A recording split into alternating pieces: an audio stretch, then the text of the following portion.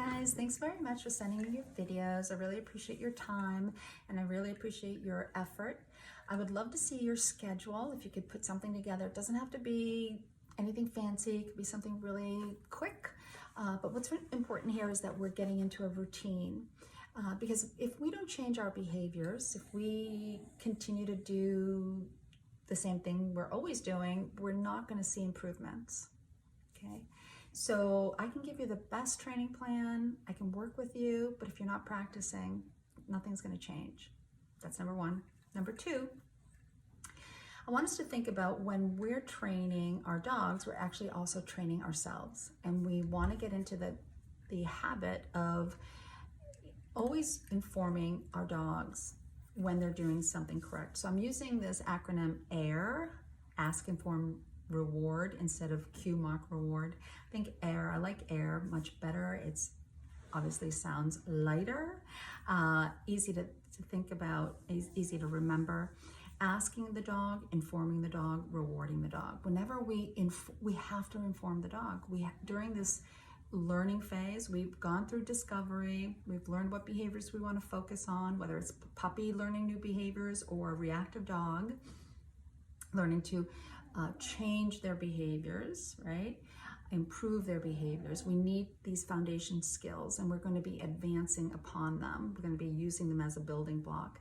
So we've gone through discovery, now we're in learning, really critical, informing the dog, using the clicker while saying a word simultaneously, an affirmative word that works for you, whether it's yes or excellent. Doesn't matter, just say something short. Then good boy, good girl.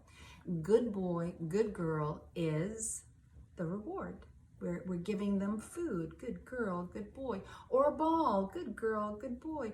Or later on, environmental enrichment and environmental rewards, whether it's smelling or approaching someone. But right now we're working on these skills. We're working on that muscle memory. We think about the neurons that fire together, wire together, really important. That when we ask our dog to do something or we do something, we have certain brain cells will fire, they'll be firing. And so just think about when the brain cells fire together, they wire together. And that's what trainers talk about when you read reinforcement drives behavior. That's really what it's about.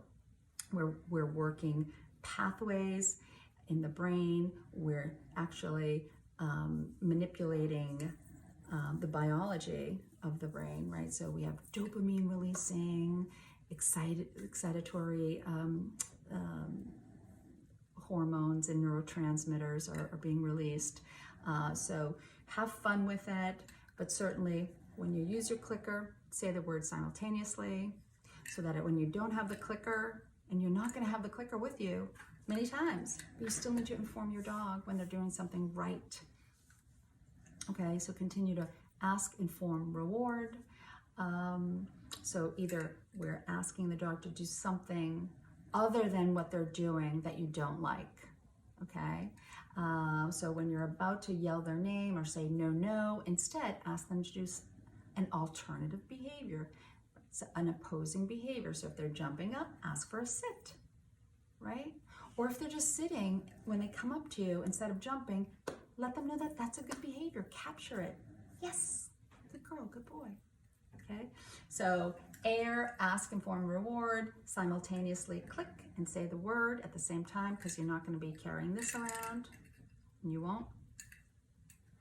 But we need to inform our nonverbal friends, all right? So just keep remembering the neurons that fire together, wire together. Okay, that's it today. Thanks for listening. Bye.